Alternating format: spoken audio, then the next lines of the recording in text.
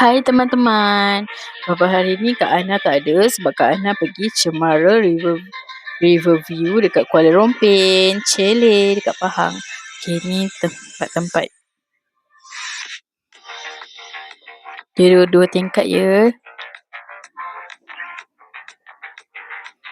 Okay, ni ruang tamu dia.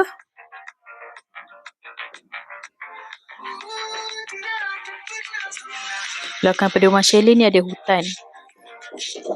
Okay, ni pintu masuk ke chalet. Ni ruang tamu dia. Ni dapur, ada toilet. Boleh mandi dekat situ. Ni bilik nombor 1.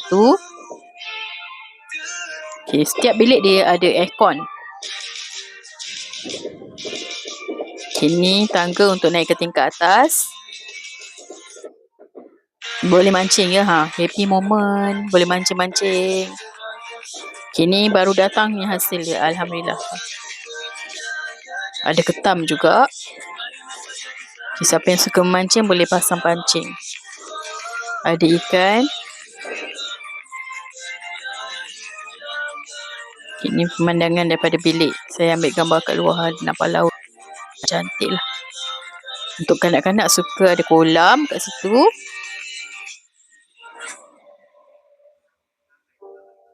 Dia juga ada playground. Tengok.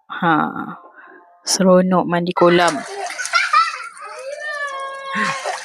Bukan main seronok lagi ya?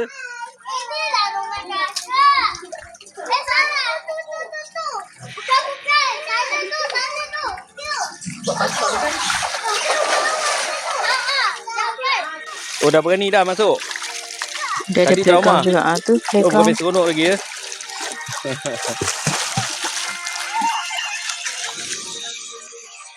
Ni view masa malam. Belakang ni semua hutan. Satu malam RM700. Teman-teman jangan lupa nak tengok vlog banyak-banyak boleh subscribe saya punya YouTube lagi satu hari satu resepi vlog dekat situ.